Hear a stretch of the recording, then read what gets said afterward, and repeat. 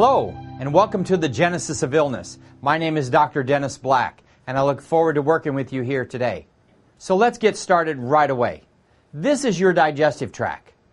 And in living in your digestive tract, normally, you should have some yeast cells. They should be there to the tune of about 1 part per million.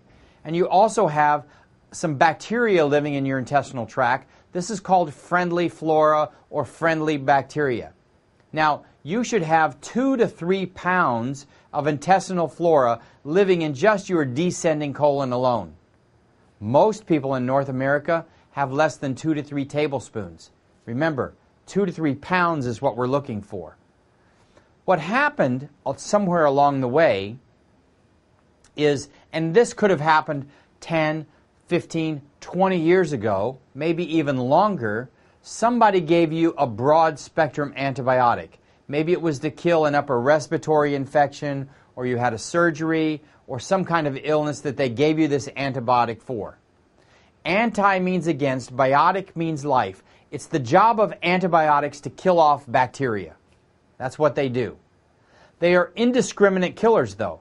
So not only do they kill off the bad bacteria that was causing you the problem, but they also killed off all of this good friendly bacteria that's living in your intestinal tract. And now you have no good friendly bacteria left.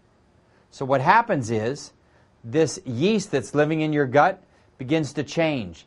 And as it overgrows, it changes into a fungus. And as a fungus, it sends out what's called rhizoids. And rhizoids are like little tree roots. They actually poke holes in your intestinal wall. Now let's talk about your intestinal wall for just a minute. Your intestinal wall has a mucosal lining. And it is the function of this lining to be semi-permeable, meaning that some things, like vitamins and minerals, are supposed to pass through the lining, and other things, like toxins, food particles, and parasites, are not supposed to pass through. But because you've taken chemicals like steroids and antibiotics and cortisone and birth control pills, some of you, or coffee, the chemicals in coffee, or you've been exposed to toxins, that can damage this mucosal lining, and it weakens it so that it now becomes like a wide open door. And anything, including toxins, can filter from your digestive tract into your blood supply. And as toxins move into your blood supply, it is the job of your liver to filter them out. So the liver takes the toxins out of the blood and puts them back into the intestinal tract for removal. Because there's only 3 ways to get toxins out of your system.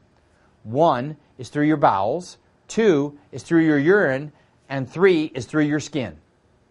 Well, since bowels are the number 1 main way to get rid of toxins, the liver sticks them into the bowels. But because you're constipated, and the definition of constipation, by the way, is anything less than 3 bowel movements per day. That's what I said, 3 bowel movements per day. If you eat, you should be eliminating. If you have children, you know that when you feed them as babies, 20 minutes later, you're changing diapers. And it should be the same way with your adult system. But because most Americans are constipated, what happens is those toxins just sit there and they build up in the digestive tract. And they end up leaking back into the blood supply, and the liver has no other choice but to store them away somewhere else.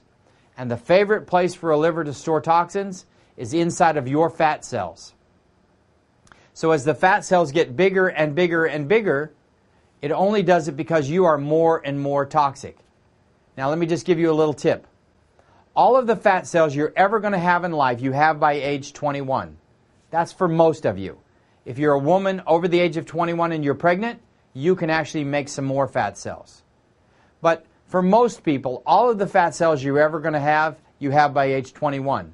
That means that if you're a relatively thin person, your body has no place to store these toxins. So the next place it's going to store them is inside of your muscle tissue.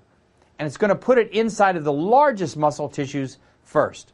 That would be the low back muscles and the neck and shoulder muscles. This is why people tell me when I get stressed, I really feel it in my neck and shoulders. That's because those toxins are sitting inside of the muscle tissue, and the toxin is like a little piece of glass, so that when you get under stress, your muscles clamp down, and that's where you get the pain. But if you have fat cells, your liver is going to stick it inside of fat cells. And as those fat cells get larger and larger, they begin to press in on the blood vessels that pass through your body. So if I pinch a hose, the pressure in the water skyrockets. That's how you can squirt water very far. Well, it's the same thing that happens to your blood pressure. As the fat cells get bigger, they squeeze in on the blood vessels, your blood pressure skyrockets. So what does your physician do? He gives you a pill that's a diuretic. It's designed to pull water out of the system. Less water means less blood, lowers the pressure. Let me ask you, is the problem that you have too much blood or that you have too many toxins in your fat cells? You're right. You have too many toxins in your fat cells. So the diuretic is only treating the symptom, but it doesn't treat the root cause of the illness. Okay, so what we need to do to lower the blood pressure is get rid of the toxins inside the fat cells.